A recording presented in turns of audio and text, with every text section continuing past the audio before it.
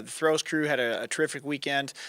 Keegan Trotter broke a school record, 19 meter, a little over 19 meters, which 62 feet and change.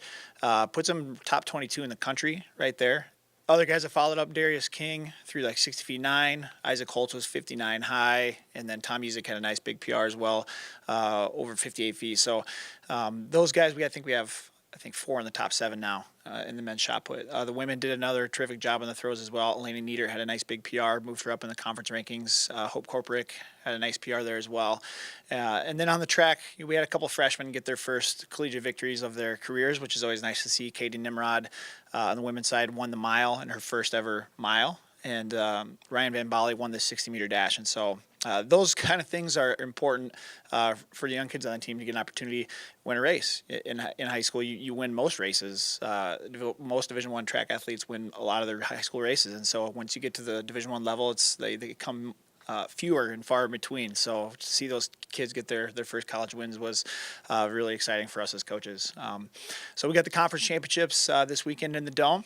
And so just encourage everyone to get out and come. We call it Sunday. It's like Sunday fun day for track on a Sunday, because you got points coming in every single event. Every time that gun goes off, the points are being put on the board. And so if you're going to pick a day to come, I would pick on Sunday.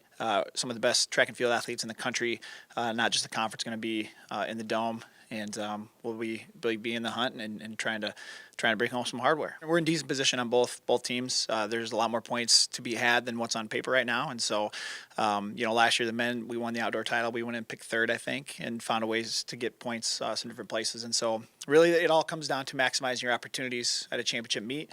We have events that we are very deep in and very strong, so we need to try to maximize there and do what we're supposed to. And then you have some events where you got guys and girls like right on the bubble, maybe scoring points. You find a way to push 2 or 3 of them into the finals. You scrap an 8th here, a 7th there.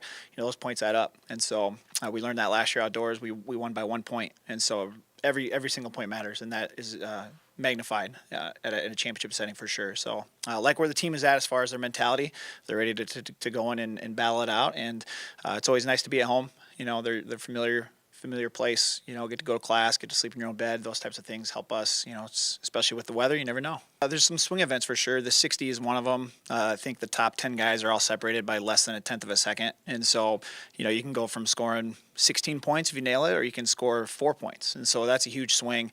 Plus the displacing. When you get more points, you push other people down. The 200 is always crazy in the Dome. A lot of times people come in ranked in that 12th, 13th spot, and they find their way, in the finals. And so those are 2 events that are real swing for us. We're really deep in the 400, really deep in the throws on the 200. And so it's just, you just got to come in and do what you did to get there. If you do that, you're going to be okay. And so we've been consistently building every week. There hasn't been a week that's gone by where I haven't felt like we're a better team the following week. And so I think we pushed the needle in the right direction last weekend as well. And so I think we're definitely a better team right now than we were last week. And so that's kind of all we ask our kids to do, is get in position so we can be at our best when it matters the most, which is going to be on Saturday and Sunday.